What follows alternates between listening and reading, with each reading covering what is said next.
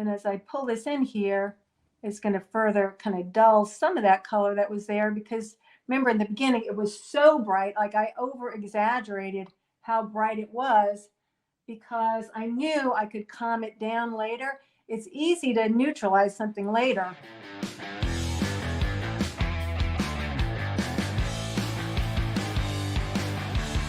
Now we've got our guest, Pat Fiorello. Pat is going to show you how to simplify a complex painting, and she's going to demonstrate using flowers. Pat, take it away. Thank you, Eric. Appreciate it. So, Eric, if you can share what we're going to paint today, the reference photo. A lot of times people are intimidated when they're painting flowers because they're complex subjects. There's a lot of petals, and the petals cast shadows on the other petals.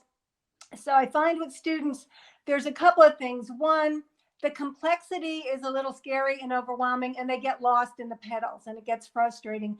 And two, it's hard to keep the colors clean. So I'm going to show a method today that I like to use. It's not the only method I use, but it's one that I use that's kind of easy for flowers and kind of gets you into a loose mood, and you can simplify without getting too bogged down. So if you show that reference photo, and then what I usually do, even when I'm painting something from life, if I can, I'll take a photo and I put it in Photoshop, and I do what's called a posterize. And I've got the simple Photoshop, not the complex one. And I just go to Filter, Adjustments, Posterize. And what that gives you is kind of a simple breakdown of the major shapes. And that's what we want to do when we're trying to handle a complex subject. Get back to the basics. What are the major shapes of light and shadow? And forget about the details and the small shapes till the very end. What I'm going to do here is a method that uses color underneath as a transparent layer, and then we'll come on and build from there. But I'm working on a gesso board. I use either gesso boards or the Centurion oil primed linen. And I'm just taking a transparent color. And I have a list of the transparent colors for all the primaries and secondaries that I can send you. I think Amandine's going to put in the chat my email. If you're interested, I can send that to you. But you really don't need a lot of special colors to do this. If you have Indian yellow, permanent rose, and ultramarine blue, those are kind of good basics to start with. And what I'm going to do is look at both my photo, or if I had the real subject here, the subject, and the posterize, and I'm looking for the light first. I'm kind of just putting in with the Indian yellow, and I've thinned it with a little bit of a medium, which is a mix of 50-50 linseed oil and Gamsol. And I'm just looking for big light shapes. That's how I'm starting. And we start simple, general, and get more specific. So I'm not worried about which flower is which. I'm looking for the big shapes of life, even if they connect from one flower to the next. I assume this is oil paint. Is that correct? Yeah, this is oil paint. But I did start my training as a watercolorist, so I do feel real comfortable with this kind of method. So you're putting on a thin wash, basically, of transparent oil colors just to get the shape and your placement of the lights first. I'm using the yellow where I have the light because I'm thinking of this kind of an impressionist palette, that the sunlit light areas will be more of a yellowish tone, and then I'm going to bring in my cooler tones for the shadows, much like a Sorolla approach, where he really exaggerated the lights with the yellow sunlight and all. So if you can see here, I'm just really thinking about the abstracted shapes, and I'm like on the hunt for where are there big pieces of light. Because petals are complex, there'll be little bits of light popping out here and there all over the place. But you've got to kind of override that and just say, where are there big chunks of light, almost like I could cut it out with a scissor. It's got to be that big. If it's a little tiny light accent, we can always add that later. So here we go. So I've got the light in. Now I'm just going to switch. I'm using a soft haired brush, just a flat brush, but I've got my lights in. The next thing I'm going to do is go to where are the shadow shapes, right? So it's very simple. Where's the light? Where's the shadow? And kind of what is the color in there? Inside a flower, it's often very chromatic. It will be darker. It will be warmer. It's kind of like if you have your hand open flat, it's all hit by light. But the minute you start going like this, inside it gets darker and warmer. The same thing happens with the flower as it cups in.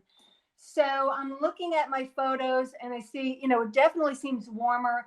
This particular flower seems more pinkish, orangey in the center.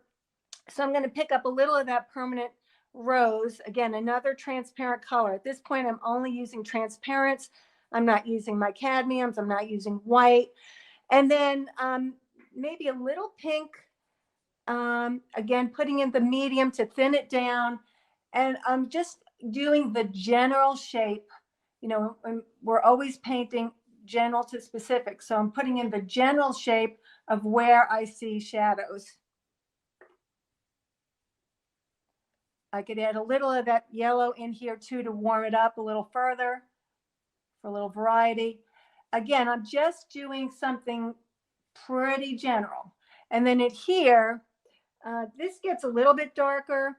If I have something like a transparent oxide red or transparent oxide brown, I might add that in there to warm it and darken it up a little bit more. So all I'm thinking here is big shapes. Where do I see the big shapes? And this is just a transparent underpainting. Think of it as placeholders.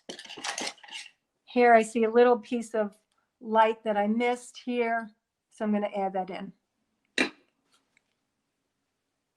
I'm not worried about the exact color right now because I know I'm going to come back with something over this.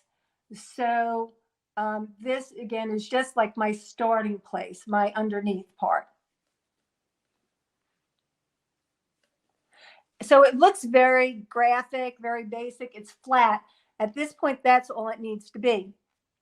The next thing I need to do is something with this background here.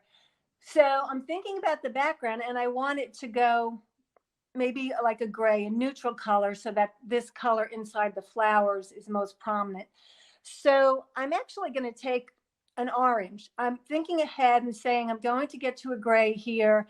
Maybe I'll mix a blue and like ultramarine and cad red light to get my orange, to get my gray. So underneath, if I start with the orange, and this is Gamblin's Transparent Earth Orange, which I like because it's an orange, but it's a little bit dull. And I'm just going to block in very generally the background shape.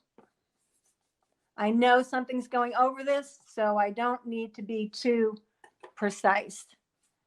Always when I'm painting, my aim is to get something in the end that's going to be beautiful, that someone's going to enjoy, that it's going to be uplifting. At the outset, I'm not worried about precision or anything exact. I'm just blocking in quickly, freely, without a lot of being very specific about anything.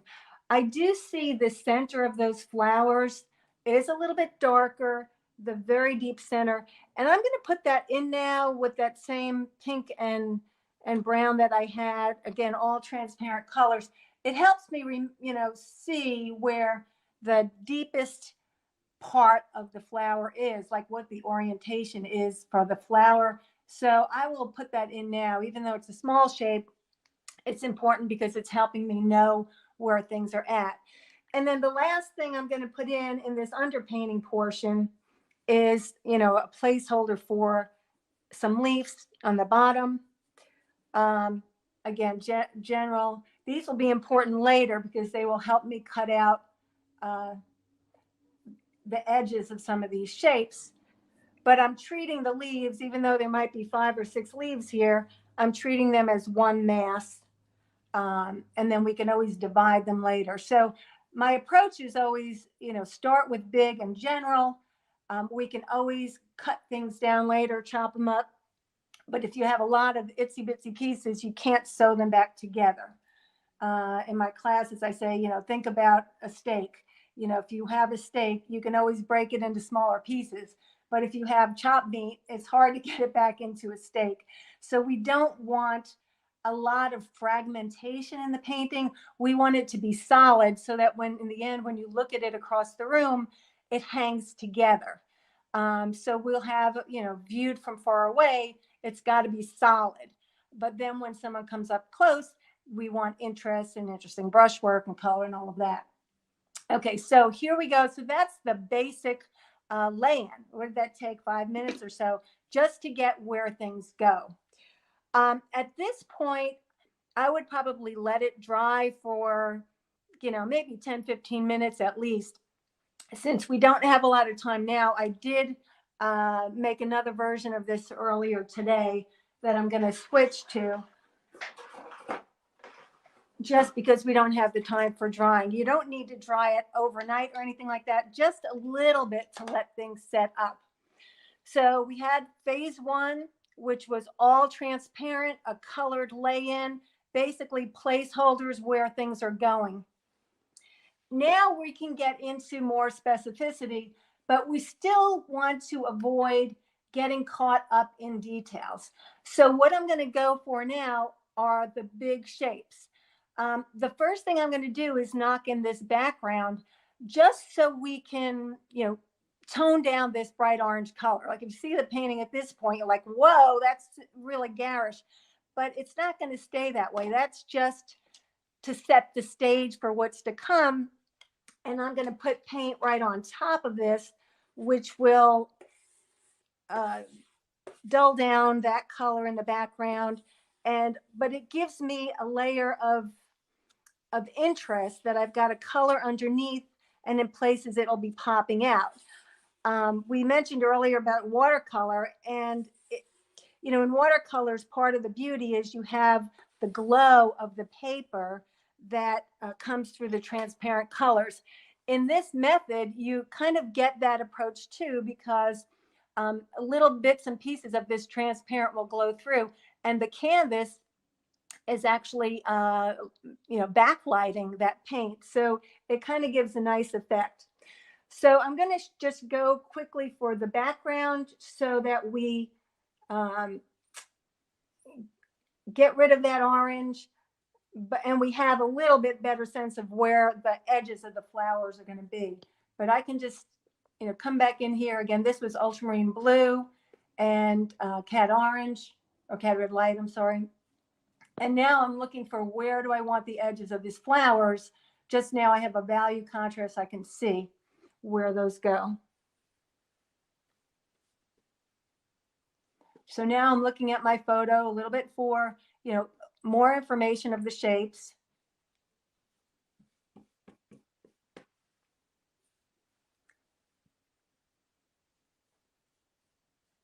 And the edges of flowers are really important. You could not have any details in the center of a flower, but if you get the perimeter shape correct, people will get what kind of flower it is. So that's one of the most important things with flower. What is the perimeter shape? That cues people that are looking at it to what type of flower it is.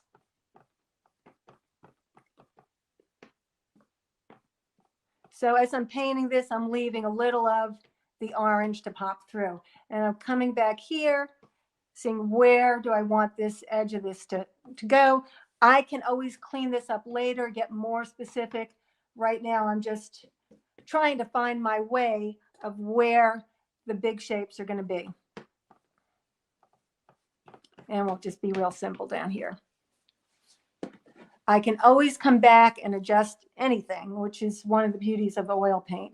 You want to change a shape, a color, a value, you can do it later. If you get it, right from the beginning, that's great. But you always know you have the opportunity to adjust. Okay, so now we've got the background in. We'll leave that for now. And the next thing, I'm going to get a clean brush. And I usually like flat brushes. And I'm going to start looking for the shadow shapes. So let's block in these shadow shapes. Now I'll go back to you know, what kind of color do I want? I've got this reddish pink underneath, but I don't want to leave it that bright. You know, when I look at the photo, it's, you know, more of a grayish color, but you do see a glow coming through. And that's the benefit of doing this type of method with the colored underpainting. You will still get that glow. I don't need to do, you know, a layered painting. I can still do an alla prima type approach, but I can get a glow. So I'm mixing up a little bit more of that same gray that I had for the background, which was the ultramarine blue and the cad red light and a little bit of white. And I might even have a little bit of a green handy because I do see some green color in there. Could be bounce light from the leaves or the environment around it. So I'll just have some options to play with there. And I'm just going to look for the shape. I'm not looking for any petals whatsoever. I'm looking for shape. And I'm going to glide this paint over.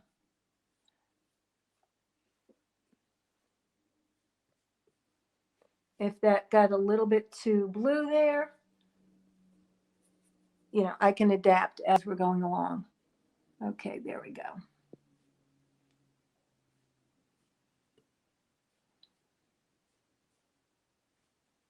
So I'm just looking for shadow. I always feel like I'm a hunter. I'm on the hunt looking for shadow, and then I'll be on the hunt looking for light. Again, I'm putting in light and shadow next, but I'm still going to leave it fairly rough edged because I'll come back a little bit after that and then start making the transitions between the light and the shadow. So I'm gliding this paint on, but I'm letting some of the pink underneath glow through. So that when this is finished, it will have like a complexity of the color because there's something underneath that pops out here and there. And then I'm looking for where else is there shadow shape. Down here, there's shadow shape. Down here, there's shadow shape. So like I said, I'm constantly looking at my subject and I'm just saying, where do I see more shadow? Where do I see more shadow? And then putting in those shapes.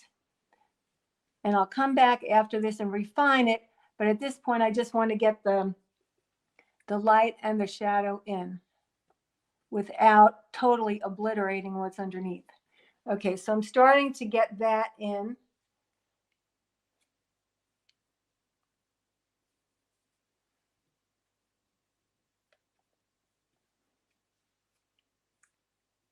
And then for this other flower, the shadows on this are a little bit lighter, so I can add a little bit more white into that.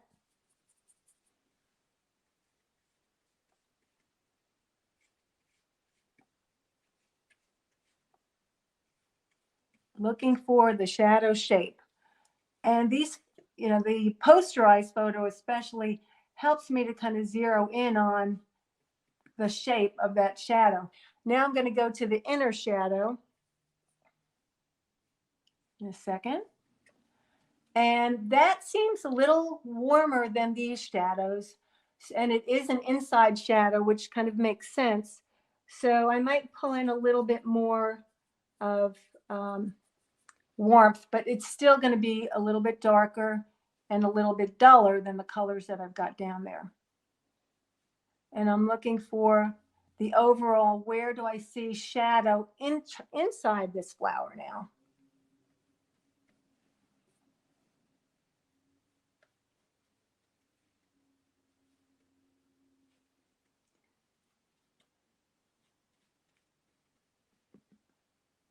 If you guys are enjoying this, make sure to hit the like or the thumbs up. And if you have questions, put them in the comments section. And be sure to tell us where you're watching from, because we have a prize of value specs today, allowing you to see your values better.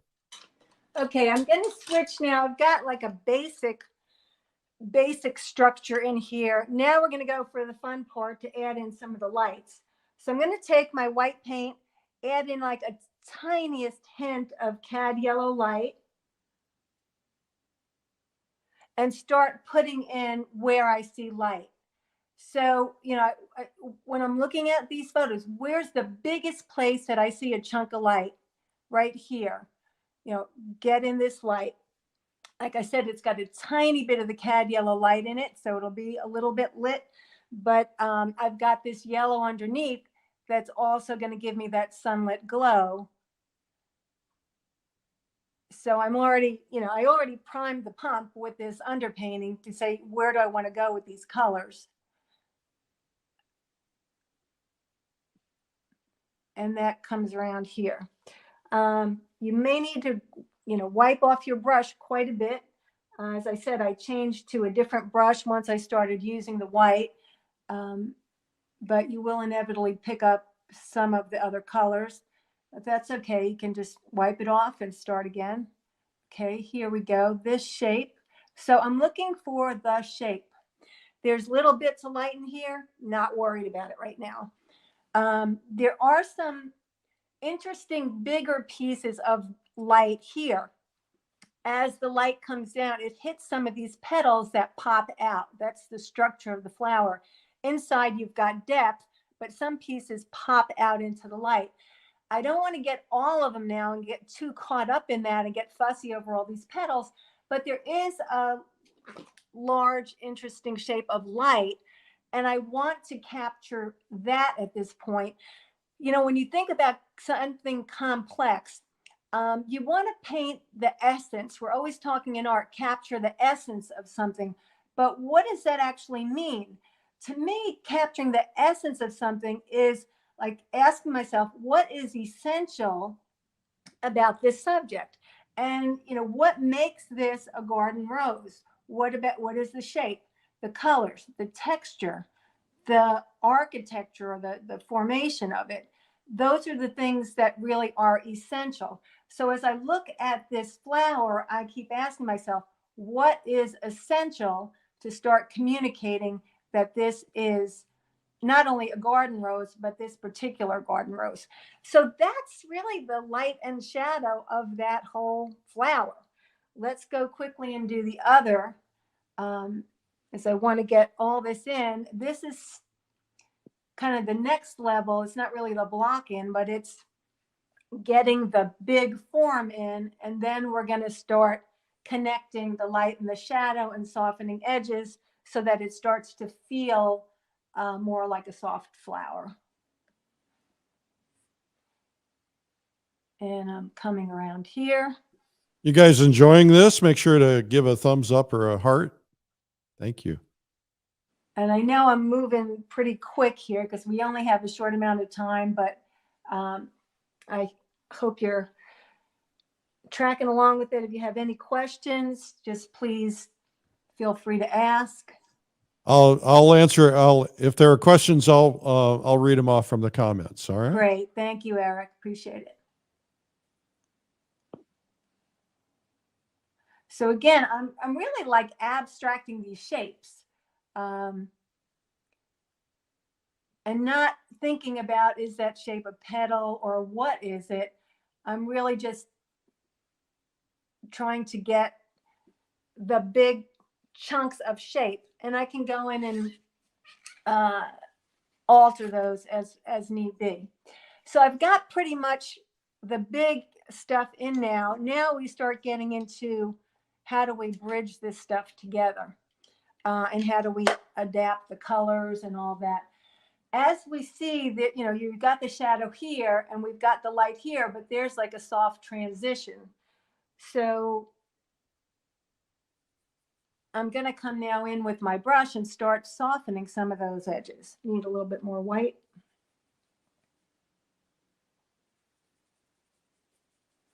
And there's it's kind of a lavenderish transition there.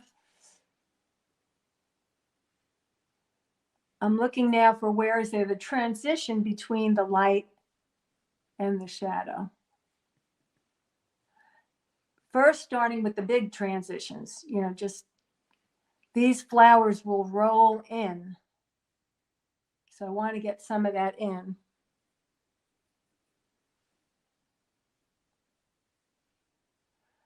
where now I'm looking for where are these transitions.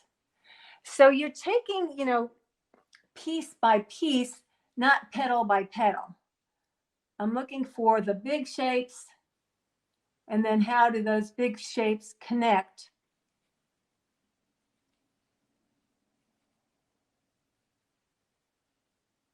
And where, okay, this is softened here.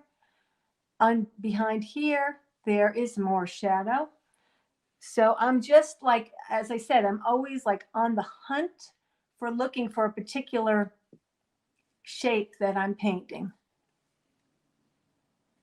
Here we've got this nice kind of angular piece here. We'll take that.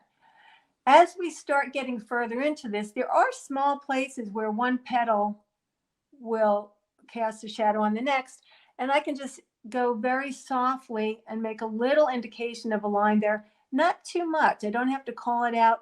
You don't need a lot in order to show that something's going on there, that there are these petals. Okay.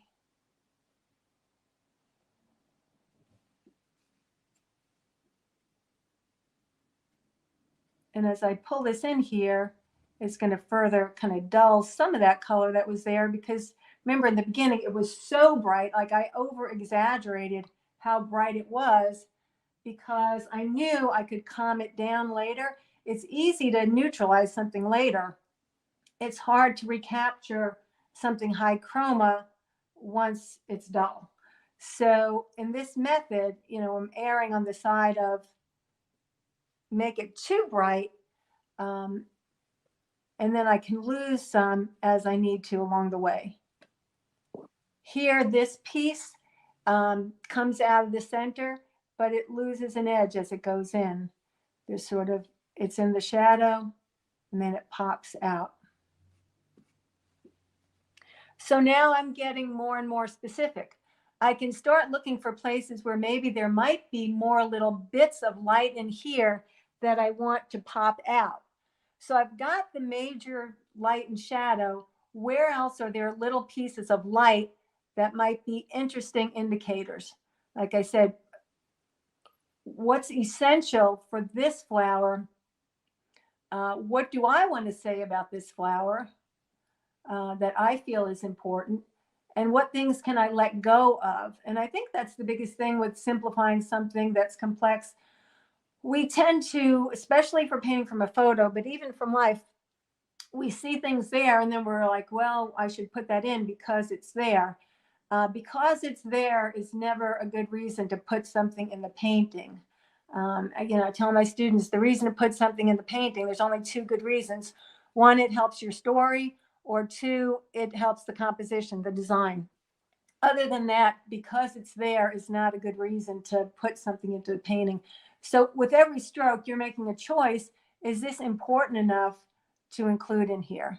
So we're starting to include some shapes. There is a shape here that is a light that pops out, and that's pretty distinctive. So I'm going to just declare that shape is important. It's important to me. It might not be important, when you select what you'd like to have in your painting. But these shapes in here have less contrast than out here. But there's a lot of softening of some of these edges. So we're starting to build a little bit more form. I think I'm going to leave that one for now, come back and work here a little bit. I'd like to change this color a little bit. You have my permission. Okay, good. I think it would be nice to have a little bit more kind of green bouncing in there, not so purpley. So, and just for a little variety. And like I said, there might be some green popping up as bounce light from some of the leaves around here, just be different from that one. Okay, so now let's see where we have transitions here. We have a transition, between as things come in and the very edge that's out in the light, there are these soft transitions here. If I left those real hard edges, it wouldn't feel like a flower anymore. So we have to make those transitions happen. Back here, it's nice that the shadow of this flower gets lost into the shadow of that flower.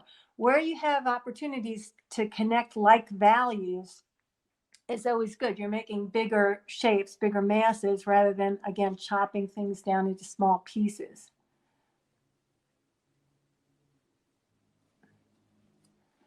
Okay, let's see where we go here. Again, I'm bringing a little bit more light and air into this here.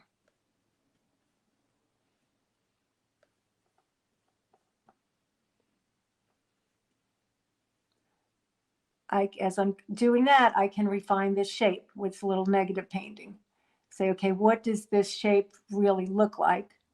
Maybe carve into here. So things you may have missed on the first real generalized part of the block-in. Now, as we're getting into, more of a refinement and finishing stage, now you can get more specific. Now you're dealing with smaller shapes. What are details? They're smaller shapes. That's really all details are. So now I'm looking, where do I see little pieces of light that might be real helpful to put in? There is a beautiful piece of light right here. I think that's important because it is indicating that there is a petal there. So a few of these petals, there's probably hundreds of petals in these flowers, but I'm not going to paint hundreds of petals. I'm just going to paint just enough to suggest that this is the kind of flower that has a lot of petals. That's all I need to do. We're suggesting.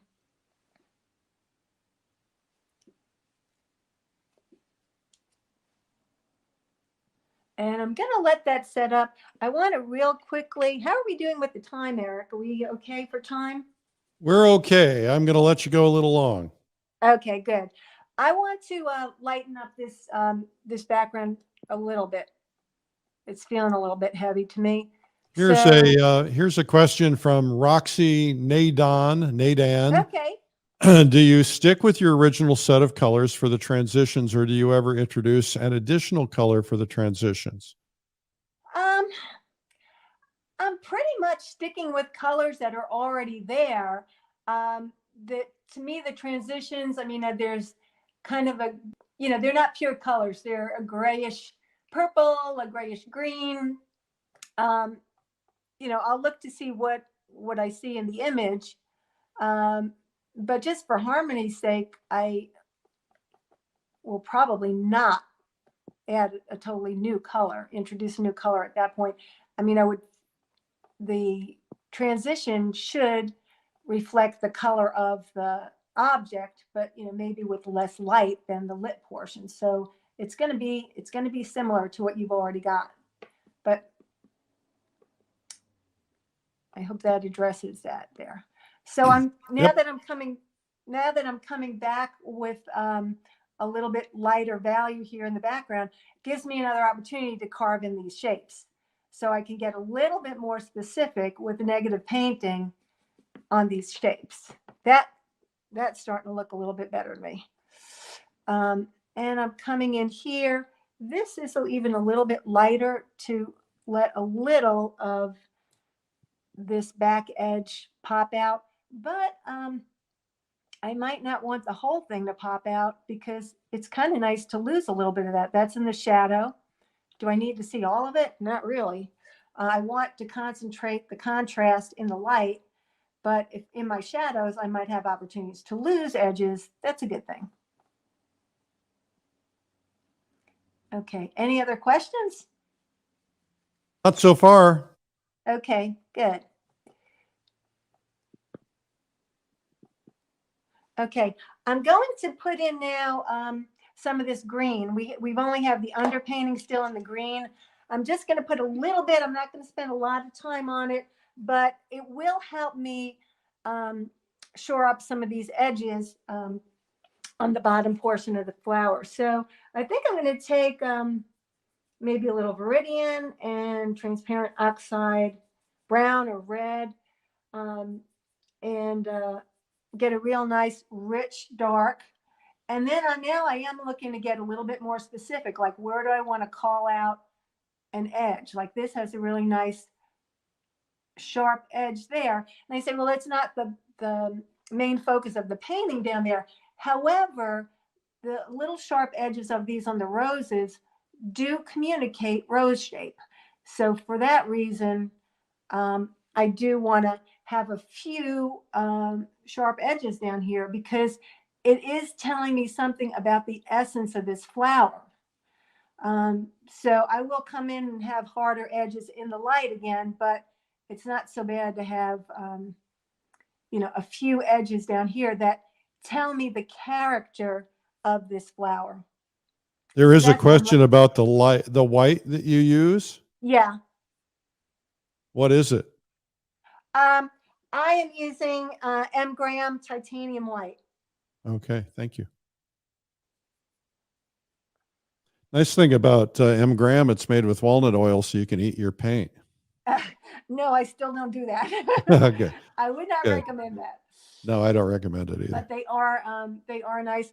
I used to love the Lefranc white, but it's no longer sold in the U.S. and so I had to find other solutions. So okay, so we've got some. Now it's starting to shape up more as some flowers. Now I can start kind of going in for the very end here and then add some little more details. I do want to get this darker, as I look at the photo, the photos lie sometimes, but just in relationship, it wouldn't be bad to get a few of these things darker. I can always make them lighter again. And then where else do I see some suggestions of other petals in here? Again, I was just looking for the suggestions. Actually, what we can start doing is some of these places, just putting in sort of a little line to indicate there's some activity going on here. It doesn't take much. I mean, you see how little, and when we're done, I'll have this closer up, how little you can put in, and it starts to suggest something's going on. Here's a question from Swati Save. Oh, yeah. Pat, how do you decide which colors to use in the center or for any picture for that matter? Do you spend time introspecting the picture? Well, I'm looking at, the photo, or if I had the real flowers, and really kind of going off that. And then I say, what color family is it? Is it more yellow, more blue, more red? Sometimes it's hard to tell because it's not a pure color, but which one of those does it lean towards? And for the initial underpainting, then I say, like, which transparent color do I have in that color family? So, in yellow, I know the Indian yellow is a transparent color, and that's a very good choice.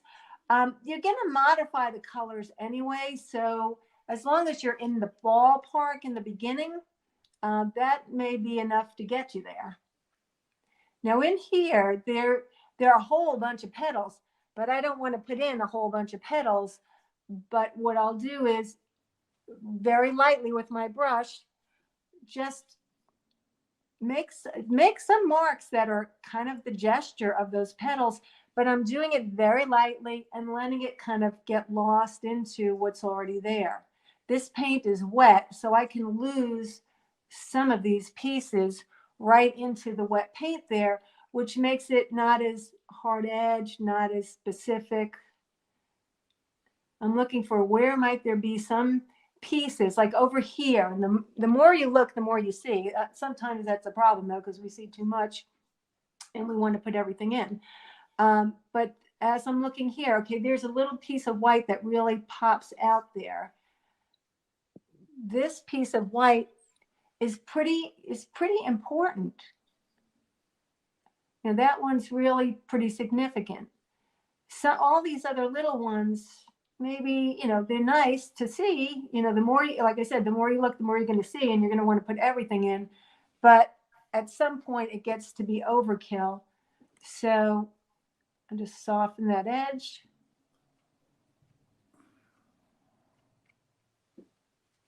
where else could I have something? This area is kind of empty, but I don't want too much attention here, but I'm just putting a little suggestion that something is in there. So, I use the reference photo for information, but I'm not too hung up on having to get everything exactly right. At the end, you've got a lot going on here. So, people will think, wow, there's a lot of petals in that flower, but you've kind of tricked them. Pat, I think what we're going to do is I'm just going to come on and make a couple of quick announcements, and then we're going to have about, maybe 5 minutes to wrap up. Okay. All right. So why don't you step back, take a quick break, and I will have you right back. Our guest today is Pat Fiorello. I'm going to get it wrong. I always get names wrong. And she's a fabulous painter today. I'm Eric Rhodes, publisher of Fine Art Connoisseur. We have a gift for you today. It's a free video, 5+ hours, 50 of our top artists. And you can get it on streaming video, or if you want DVD, you can have that too. Just check it out. DVD, I think you pay the shipping. I want to tell you guys that we have the Plein Air Convention coming up in May. It's going to be a blast. We also have coming up in June, my Publisher's Invitational, where we paint together for a week. It's not a workshop. It's just about 100 of us painting together in the beautiful scenery. And we just have a blast. And I'd like to invite you to that. Also want to mention to you that we have PaintTube TV, painttube.tv, where we have hundreds of professionally produced Hollywood level art instruction courses that we've created by the world's top artists. And we're also now on Roku. So if you have a Roku, you can select which apps you want. Make sure you select PaintTube.tv. All right. And again, you can subscribe to this just by going to YouTube. Streamline Art is what you search. And every broadcast we've done since the beginning of COVID, hundreds now, are there. And every day it's a different artist. Once in a while, some art marketing training. I'm also going to be doing art marketing training at the Plein Air Convention. I've got some great things we're going to be working on. So you don't want to miss that. Okay, now back to Pat. Pat, you get to finish it up. Okay, coming in for the kill here. I think what I want to do just right now is crisp up a few of these edges on this flower. This is my kind of main flower here. And now I can just come in with the background color. And if I want to, make a few of these edges a little bit sharper, this is the time to do it. So you see, I was not that concerned in the very beginning with having this flower exact, because I know I can come back in later and really crisp that up and make those adjustments. And I think it's important to point out that you're carving in rather than trying to put white over the dark. Exactly. I'm using the background to carve in the shape, the negative painting. And, you really, it's very, very handy because, it's hard to go put the white on and make it exact, but to carve in with the background is a lot easier and gives you a beautiful sharp edge. You could come in with a knife too, a palette knife, and do that. Okay, the last things, I'm not going to do anything more on the leaves because those are pretty basic, but where else do I maybe want a few hints of more petals in here?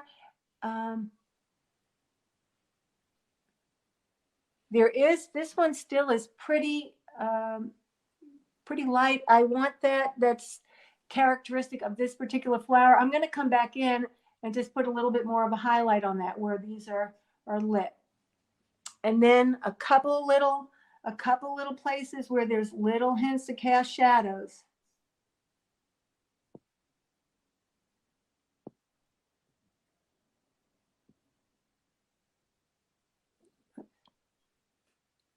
Maybe over here, but not too much attention there. I mean, that's the edge. That's in the shadow. Maybe over here, there's sort of, a little piece of glint of light that's there. So I don't think I'm going to do too much more in here, but I hope it gives you the idea of you can take something that's super complicated, that's got hundreds and hundreds of petals, and just simplify it into its overall shape, which is indicative of that type of flower, the light, the shadow shapes, and then a couple of suggestions here and there paying attention to the shapes, the edges, and what's most important. If you take one thing away today, when we're capturing the essence of a subject, that means what's essential about that subject. And when you look at what is essential, it means, if you look in the dictionary, it's what's necessary or extremely important. This shape in the light, this shape in the light, that's extremely important to describe this flower. These 110 different little petals in here are not extremely important. If you have a few, that's enough to communicate, what your subject is about. So, I hope the next time that you're painting, if you feel that urge to put in everything and be perfect and get it exact, remember, we're painting for beauty. What we're trying to do is create something beautiful that's uplifting and have an experience that we enjoy creating. It's not a test of exactness. We really just want to capture the spirit of something and what is essential to communicate that to the viewer. So, that would be the words I would leave you with. And, if you have any questions, chime in or feel free to contact me. Why don't you come back on? Why don't you come back on Oh, camera? sure. We're going to put your contact information in the comments section. Oh, you're upside down. Now you're right side I up. know. Oh, No, that it'll happened fix. quickly. It'll fix. Well, how about everybody give Pat a round of applause?